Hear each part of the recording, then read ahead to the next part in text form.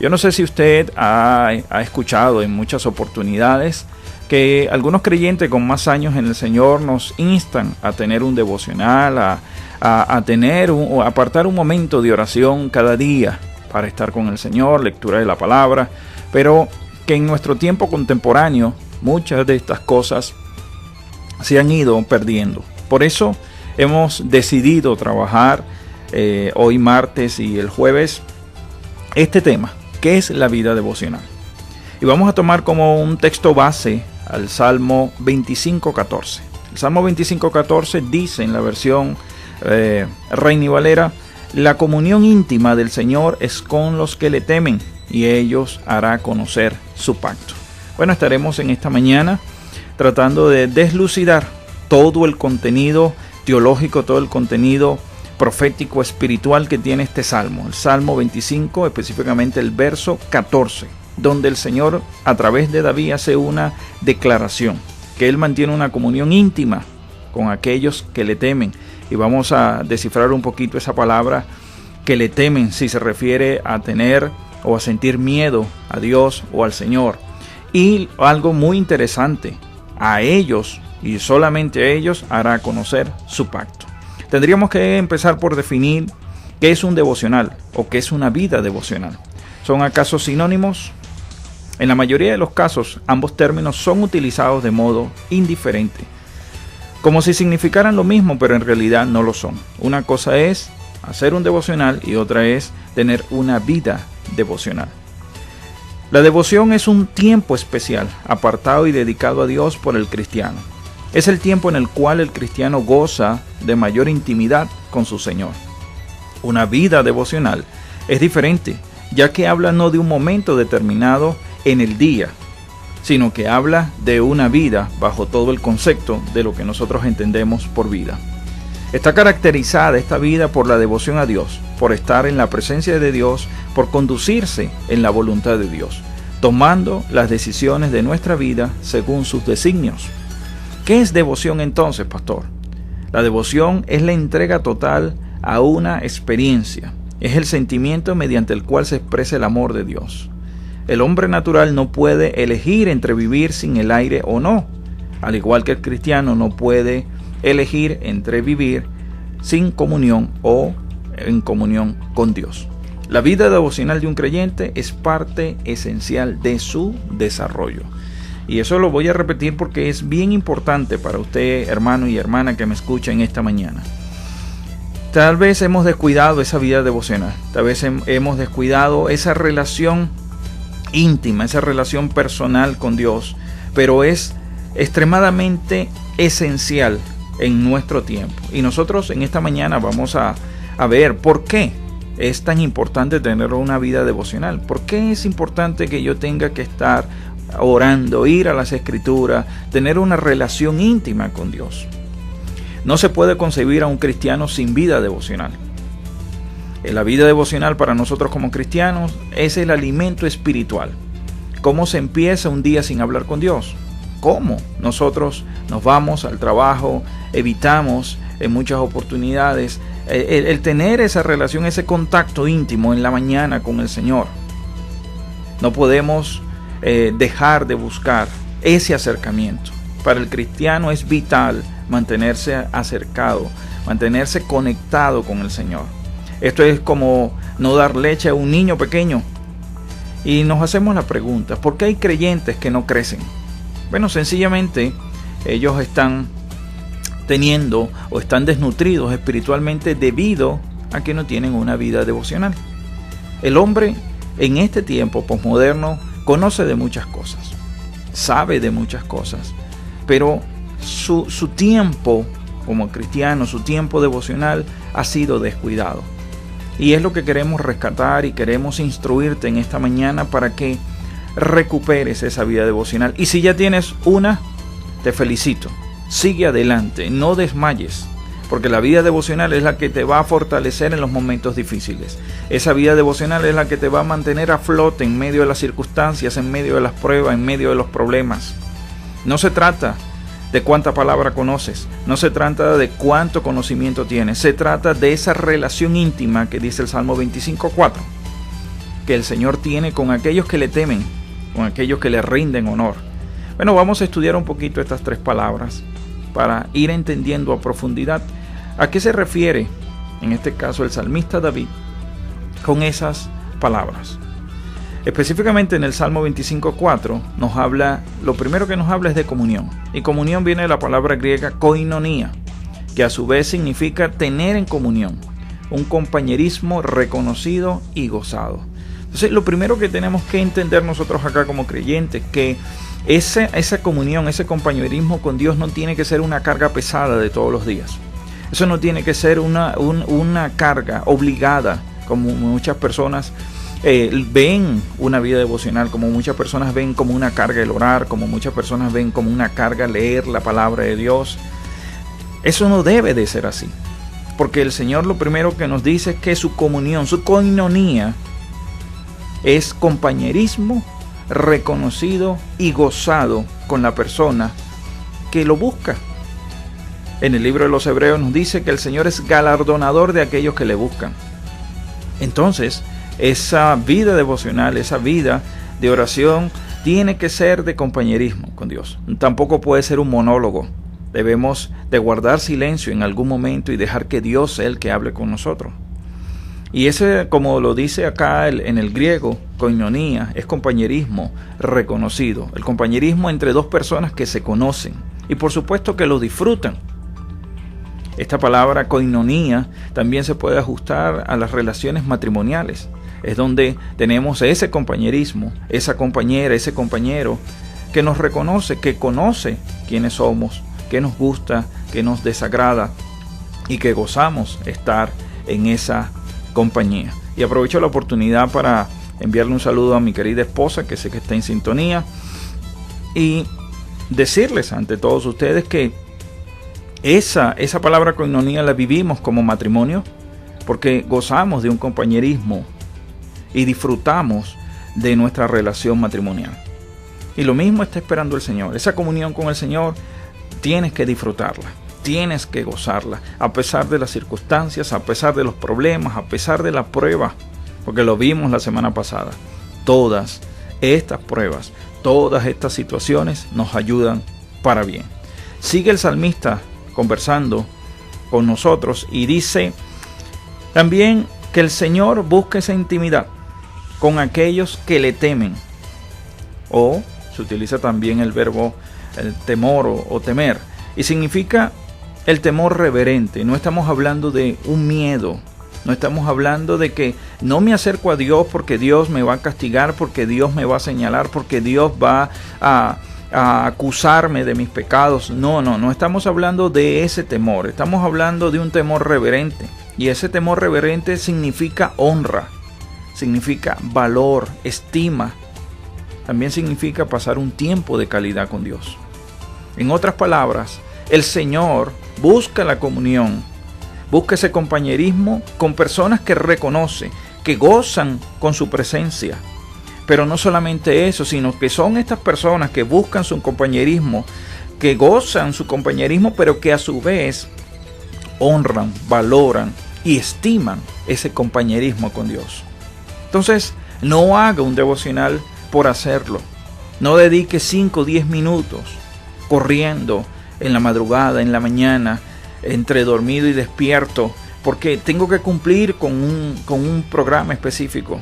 No, el devocional con Dios, la vida de oración con Dios, tienes que disfrutarla, tienes que valorar ese momento. El libro de los Hebreos nos dice que sin fe es imposible agradar a Dios. Nosotros debemos de disfrutar ese momento, valorar y estimar ese tiempo maravilloso, ese tiempo de calidad que Dios nos brinda cada vez que le buscamos, cada vez que estamos relacionados con Él. También la palabra nos dice, a ellos les hará conocer. Y en esto de la teología, en esto de hacernos preguntas, de interactuar con nosotros mismos, yo me preguntaba, pero ¿nos hará conocer qué? ¿Qué conocemos? ¿Qué realmente queremos conocer? O basado en este salmo, ¿qué cosas Dios nos va a hacer conocer? Y la palabra conocer viene del griego ginosko, y significa venir a saber, reconocer, entender, dar a conocer. Este verbo habla de la relación entre la persona que conoce y el objeto que es conocido. En consecuencia, lo que es conocido es de gran valor e importancia para aquel que lo conoce. Y allí me voy a apoyar en otra cita, en 1 Corintios 8:3, que dice: si alguno ama a Dios, es conocido por Él. Realmente, en nuestros tiempos, Dios me ha permitido, me ha dado la oportunidad de trabajar con grandes hombres en mi país, con hombres muy importantes a nivel cristiano, con hombres con iglesias inmensamente grandes, de gran renombre en Venezuela. Y aunque eso es una honra para mi vida, aunque eso es de gran estima para mí, aunque disfruto de su compañerismo en muchas oportunidades cuando su agenda no les afecta tanto, aunque gozo de esa relación con ellos, hay alguien que te ama por el conocimiento de Él. Hay alguien que es Dios, que es más importante que cualquier relación que tú tengas en este tiempo. Sin importar las relaciones financieras, comerciales, eclesiásticas inclusive, sin importar ninguno de ese tipo de relaciones, hay una relación más importante. Y en 1 Corintios 8:3 nos dice: si alguno ama a Dios, es conocido por Él. O sea, Dios conoce a aquel que le ama. Eso viene en unidad con el pasaje de Romanos 8:28, que dice que los que aman a Dios, todas estas cosas cooperan para su bien. Y en 1 Corintios 8:3 nos dice: si alguno ama a Dios, es conocido por Él. Realmente no importa si no tienes ningún tipo de relación a nivel humano de gran importancia. Lo importante es que tengas una relación con Dios, porque si tienes una relación con Dios, Él te ama y tú vas a ser un conocido de Dios. Así seas un anónimo para el resto de la humanidad. Pero ¿sabe qué es importante? ¿Sabe qué es interesante? Que cada vez que tú vayas a oración, que cada vez que tú vayas a tu vida devocional, Dios diga: hagan silencio, que hay un conocido, hay alguien que me ama, que yo le conozco y yo deseo escuchar su oración. También el salmista nos habla de la palabra pacto, que está muy de moda en nuestro tiempo. Pero en el griego la palabra pacto es diateke, y entre otras cosas significa otorgamiento de la propiedad mediante un testamento. Pero yo pienso que esa primera parte se ha tomado muy en serio para solicitar pactos y muchas cosas en nuestro tiempo, pero descuidamos la segunda parte, que es: pacto también significa su palabra y sus decisiones. Entonces el Señor nos hará conocer. ¿Qué nos va a hacer conocer el Señor? Nos hará conocer sus acuerdos, su palabra y sus decisiones. Qué importante, wow, qué tremendo que el Señor, aquel que le busca, que tiene compañerismo reconocido y gozado con Él, que le honra, que le estima y que valora, que pasa un tiempo de calidad con Él mismo, Dios le ama, lo reconoce y adicionalmente le hace conocer sus acuerdos, su palabra y sus decisiones. O sea, en resumen, hermano y hermana que me escuchan, es necesario tener esa comunión con Dios, ese compañerismo, esa honra. Eso va a producir un tiempo de calidad con Dios en tu vida y te hará conocer sus acuerdos y sus decisiones. Continuamos y te planteamos las razones para mantener una vida devocional. ¿Por qué, pastor, necesitamos tener una vida devocional? Recuerda que el tema de hoy es: ¿qué es una vida devocional? ¿Por qué tenemos que tener o mantener una vida devocional? Número 1, por el ambiente que nos rodea. El Evangelio de Lucas, el Señor nos habla y nos dice: son ovejas en medio de lobos. Y en 1 Corintios 7:35, en la Nueva Versión Internacional, dice de la siguiente manera: les digo esto por su propio bien, no para ponerles restricciones, sino para que vivan con decoro y plenamente dedicados al Señor. Entonces necesitamos tener una vida devocional por el ambiente que vivimos. Necesitamos tener esa relación íntima con Dios, donde Dios nos haga conocer sus decisiones, donde Dios nos haga conocer sus planes para poder vivir con decoro y plenamente dedicado al Señor. La segunda cosa, ¿por qué necesitamos renovarnos diariamente? Eso está en Romanos 12:2. ¿Por qué necesitamos tener una vida devocional? Bueno, porque su mente y mi mente necesita ser renovada diariamente. En Romanos 12:2 dice: no se amolden al mundo actual, sino sean transformados mediante la renovación de su mente. Así podrán comprobar cuál es la voluntad de Dios, buena, agradable y perfecta. El apóstol Pablo nos dice que tenemos que entrar en una renovación de nuestra mente, y la palabra renovar es una palabra compuesta. Reinnovar. Re significa repetir. Innovar significa nuevo. En otras palabras, cuando el apóstol Pablo nos habla de renovar vuestra mente, nos está diciendo: señores, significa que ustedes tienen que estar repitiendo lo nuevo de la palabra de Dios en su vida. Por eso en Hebreos dice que la palabra de Dios es viva y eficaz, porque es una palabra que nos va renovando diariamente, va renovando vuestra mente, vuestro entendimiento, pero lo tenemos que hacer a través de la palabra de Dios. Vamos a otro corte musical, y más adelante voy a seguir hablando de lo que es renovar nuestra mente, porque yo sé que esto es un tema muy importante para nosotros. ¿Cómo yo puedo renovar mis pensamientos, pastor? ¿Cómo yo puedo renovar esas ideas? ¿Cómo yo puedo proteger mi mente para que tener otros pensamientos de acuerdo a la palabra de Dios? Renovarnos diariamente, ¿ok? Entonces, por esas razones necesitamos tener una vida devocional. Muchos de nosotros hemos utilizado un pasaje durante muchísimo tiempo que nos habla sobre las águilas. Y yo quiero utilizar ese pasaje como un símil. El símil es una figura retórica que se utiliza en la palabra como. Y quiero utilizarlo, ese pasaje de las águilas, precisamente como un símil para ilustrar una verdad que está allí. Y lo primero que nos enseña este pasaje de las Escrituras en Isaías es que los que esperan en el Señor renovarán sus fuerzas. ¿Sí? Estamos viviendo una situación país, una situación económica, política, social muy difícil para algunas personas, y los pastores sabemos que tenemos hermanos y hermanas que están desanimados dentro de la iglesia. Este pasaje nos habla de esperar, pero ¿de esperar en quién? ¿O de esperar en qué? Los que esperan. El tiempo de vida devocional no se trata de desearlo y tenerlo, de declararlo y obtenerlo. Nos habla de un proceso de espera. En la vida devocional, o la vida devocional, nos habla de un proceso de espera. Esperar en Dios, saber.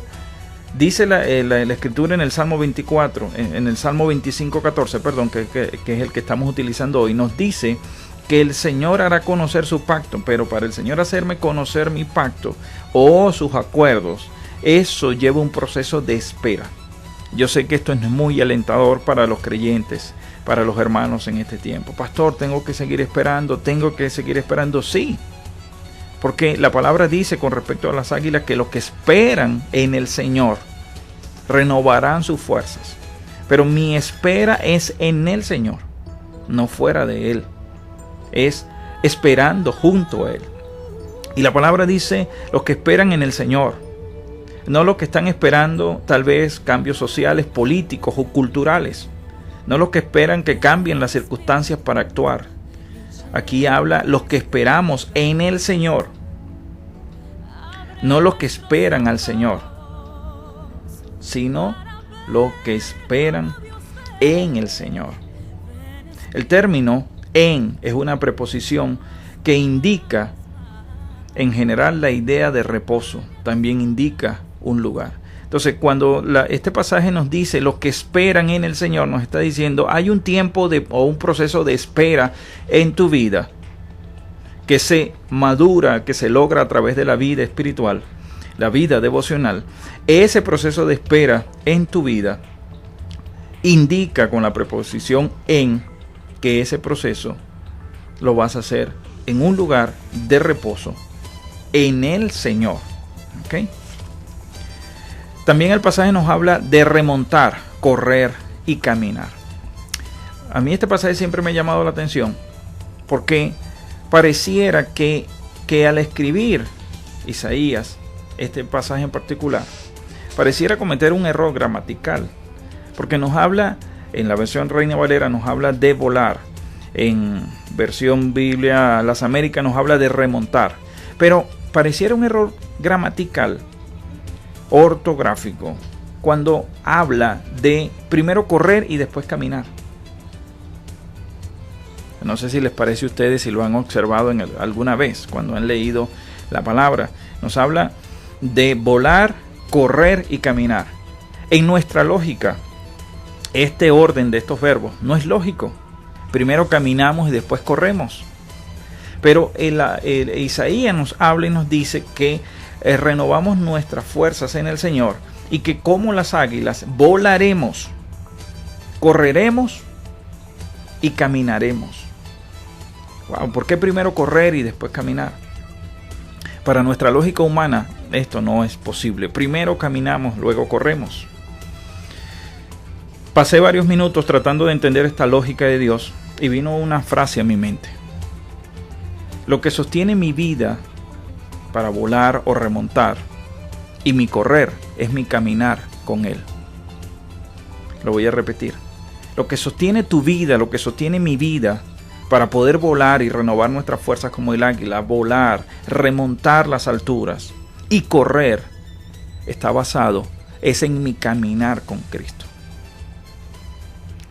Nada de lo que hacemos es posible si no caminamos con Dios. Entonces por eso el profeta, dirigido por el Espíritu Santo, escribe lo que pareciera ser un error gramatical para nosotros. Pero Isaías nos está enseñando a través de esta palabra que podemos renovar nuestras fuerzas como el águila, pero al hacer eso nos vamos a remontar en las alturas, vamos a correr, y eso solamente va a ser posible si estamos caminando con Dios. También quiero utilizar una alegoría cuando por allí me llega un mensaje de mi esposa. Mi esposa dice: Martín Lutero decía, la oración no es para cambiar los planes de Dios, es para confiar y descansar en su soberana voluntad. Así es. Nuestra oración no está dirigida a cambiar los planes de Dios. Nuestra oración está dirigida a observar y a obedecer los planes de Dios. Por acá hay otra persona que nos escribe y dice: buenos días, mil bendiciones para usted y su familia y su iglesia. Muy bueno su programa. Quisiera si graba los programas. Sí, bueno, estamos trabajando eso y Ronald nos está ayudando allí. Siempre este hermano está colaborando con nosotros y pronto estaremos dando esa información de los CD y todo esto de los programas que estamos haciendo. Ok, como les decía, vamos a volar, vamos a correr, vamos a hacer grandes cosas, pero si estamos caminando de la mano con Dios. Y les decía que íbamos a utilizar otra historia para ilustrar lo que significa renovarse, renovarnos en el Señor. Y quiero hablar precisamente, como estamos conversando sobre las águilas, quiero hablarle precisamente de cómo se renueva un águila. El águila vive unos 70 años aproximadamente. A los 40 años debe tomar una gran decisión. ¿Sabe cuál? O se renueva o se muere. El proceso de renovación de las águilas dura 150 días. No son procesos sencillos, no son procesos que duran una semana. O sea, estamos hablando de 150 días en el calendario judío. Eso representa 5 meses. Recuerde que en el calendario judío el año son 360 días y los meses están compuestos por 30 días, no 31 ni 28 en el caso de ser bisiesto. Entonces, en el contexto judío, el proceso de renovación de un águila dura 150 días. Estamos hablando de 5 meses aproximadamente, donde un águila antes de morir tiene que tomar una decisión. O me renuevo o me muero. Así de sencillo. Entonces el águila dice, si yo quiero vivir, tengo que pasar 150 días haciendo un sacrificio. Tengo que pasar 150 días renovándome para no morir. ¿Cómo es el proceso, este proceso en el águila? Bueno, lo primero que hace el águila es volar a lo más alto de una montaña. Si nosotros alineamos esto que estamos hablando con el Salmo 25:14, que es la base de por qué tener una vida devocional. Bueno, el águila se va a lo más alto de una montaña. El águila no se renueva caminando. El águila no se renueva en un cuarto. El águila se va a lo más alto. Y lo más alto representa esa soledad, representa ese lugar donde muchos no pueden llegar. Ese lugar de relación con Dios, donde muchos quisieran estar, pero no lo pueden lograr porque requiere de esfuerzo, requiere de un proceso, requiere de desear y tener la voluntad para pasar esos tiempos con Dios. Entonces, el águila vuela a lo más alto de una montaña. Luego, en su proceso de renovación, se golpea el pico hasta arrancarlo. El águila no hace un proceso de cirugía. El águila no es sometido a una operación para amputar su pico. No, el águila utiliza los recursos que tiene. Y el recurso que tiene es una roca. Y comienza a golpearse el pico hasta que puede arrancarlo.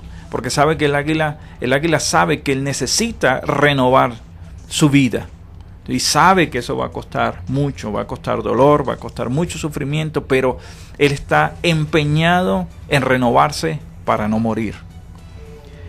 El tercer proceso que pasa en la vida del águila es que él espera pacientemente, y esta es la palabra clave que hemos tratado de inyectarle a usted durante esta hora en nuestro programa: esperar en Dios.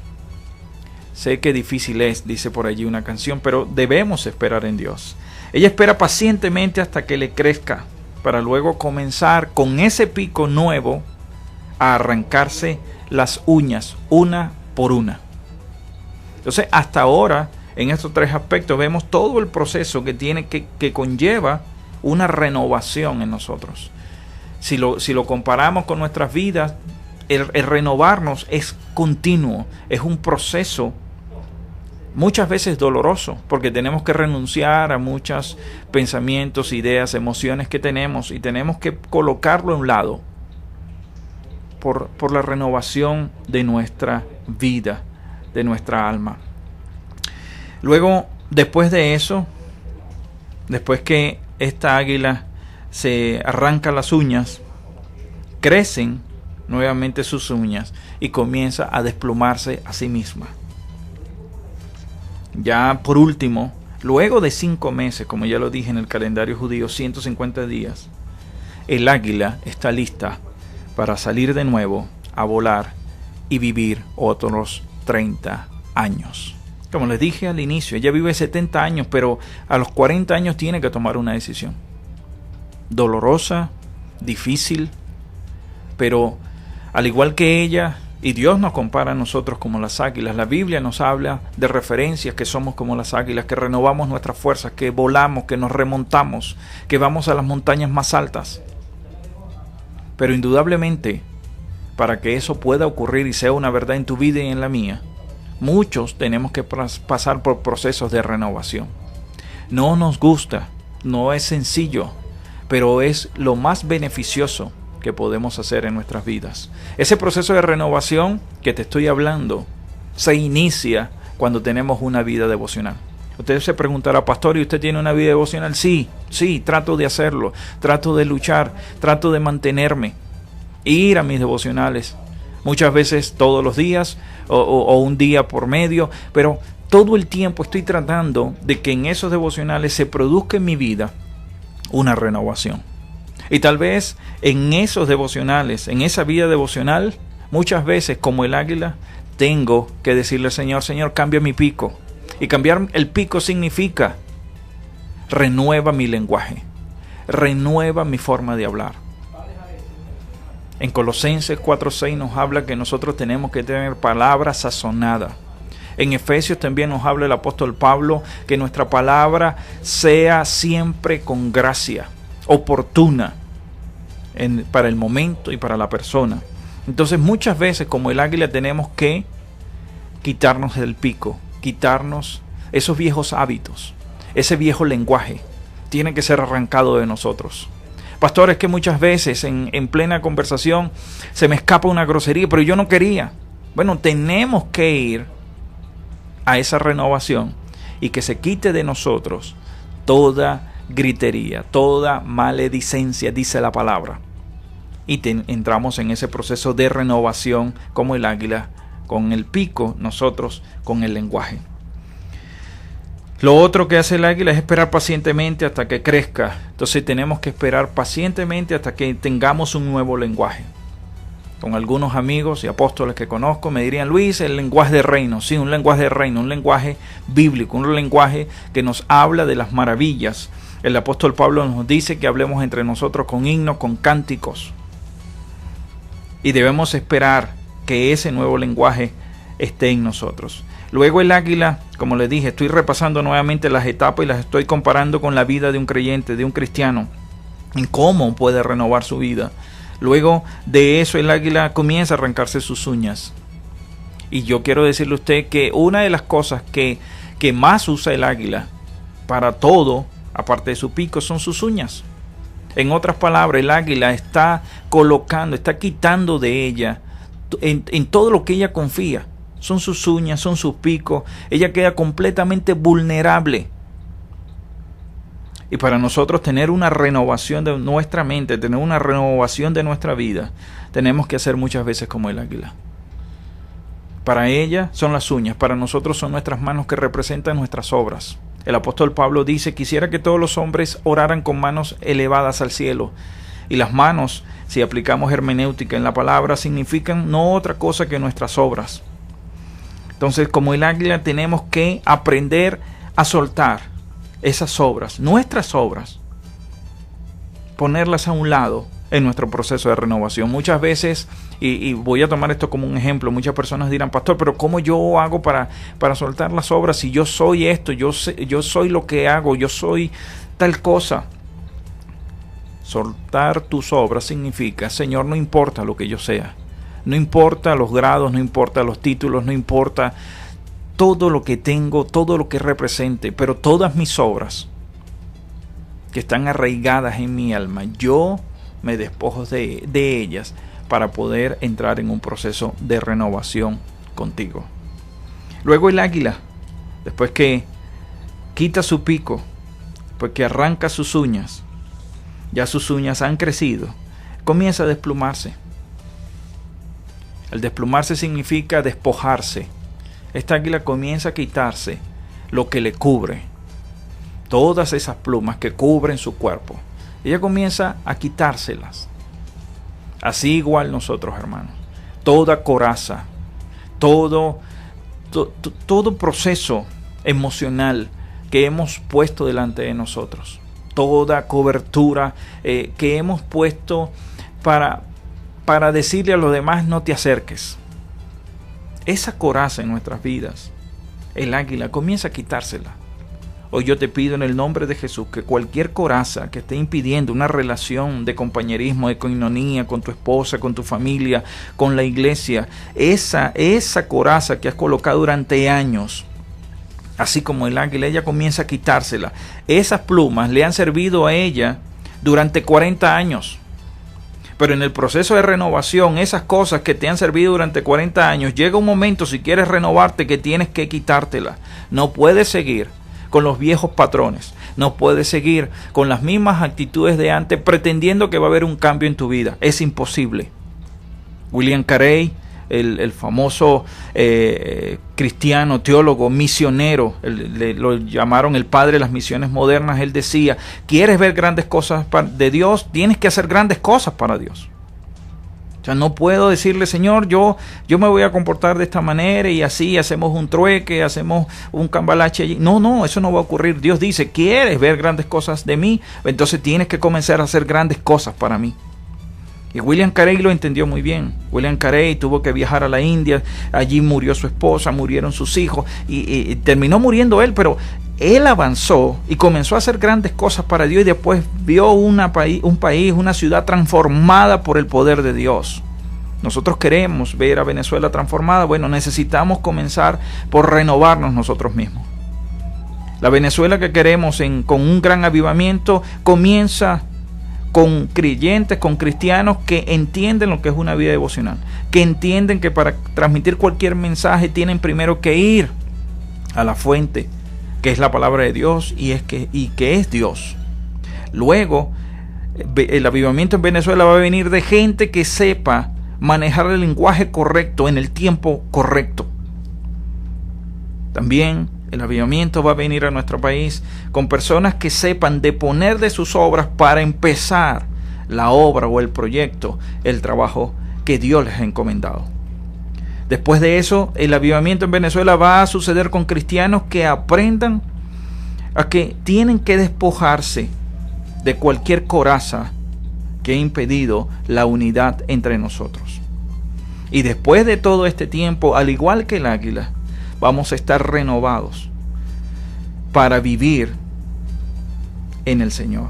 El águila, después que pasa todo este proceso, él dice, y pudiéramos pensar por ella, ya en lo que nos queda de programa, pudiéramos pensar por el águila, y el águila dirá, bueno, no importa, yo prefiero someterme a 150 días de proceso, de dolor en mi vida, pero al someterme a ese proceso doloroso, eso me va a garantizar que voy a tener 30 años más de vida.